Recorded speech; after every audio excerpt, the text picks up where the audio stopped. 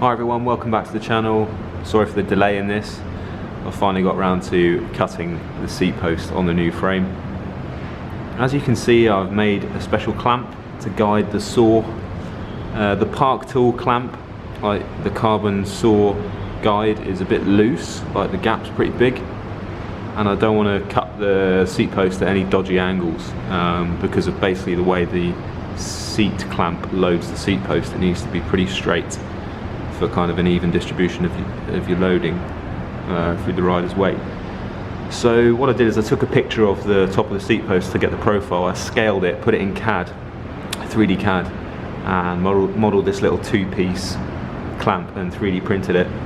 A couple of M4 screws to hold it together, and then you can probably just about see the marked line inside there, and I can set basically the width of that to the exact width of the saw. So should give, hopefully, a nice straight cut. I'm pretty nervous about this. There's no going back now. I measured it twice, maybe 3 times, and yeah, I've got the Park Tool carbon saw. It's the blade I'm using, CSB1. It's a kind of hard, sort of carbide dust type grit stuff. So hopefully that works alright, and a bit of emery to finish it off. It should be fairly straightforward. I haven't got a clamp to hold the bike in, so I've just wrapped it in bubble wrap and I'm going to hang it off the edge of the table. So wish me luck, here we go. Obviously carbon's pretty nasty stuff, carbon dust is pretty nasty, so I've got the old cheapo face mask, safety specs, which I've been wearing all week because of coronavirus anyway. So.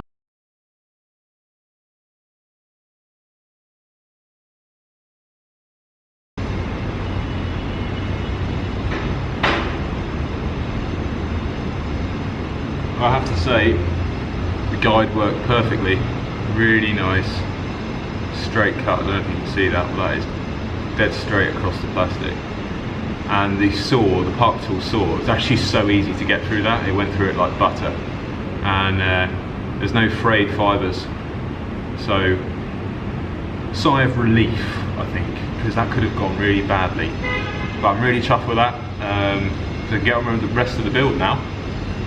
I was thinking about waiting for the new Di2, the new Shimano Di2 Dura-Ace that might be out in the summer of this year, but I can't wait that long, and I'm not going to buy what's now like a quite old group set, so I'm just going to stick my Ultegra hydraulic mechanical group set from the Super 6 on the TCR, and then probably upgrade just when the new one comes out. But yeah, let's get on with the rest of the build. Seat post done. Let's have a look at the other side, if I can focus. Yeah, it's pretty good. Pretty happy with that cut. I'm not sure how many times I can use this clamp because now it's taken a bit of a bashing from the saw, but get a better view of that. So it's nice and straight across. Nice straight cut, normal to the surface. I'm really chuffed with that. Couldn't have done it that good without a clamp or some sort of really tight guide. And you can see how the saw has rubbed the side of the clamp. Because I set the clearance of the clamp really fine. If I'd have used the Park Tool one, I might have got a cut like on the piss, and a pretty wonky cut. So yeah, really happy with that. If anyone wants the 3D or 3D printing files for this, let me know. I can send it as a step file or STL. But yeah, nifty. So I'm just going to go around it now with a bit of emery, fine emery, and just put kind of a slight chamfer on the outside edge, just to take the sharp corner off and prevent any fibres from splitting away when the seat post is loaded vertically by the seat clamp mech thing. Just little touches like that, but the layup of this looks really good. It's really neat inside. There's no pores or voids in that layup. Really impressive. So yeah, quick bit of sanding.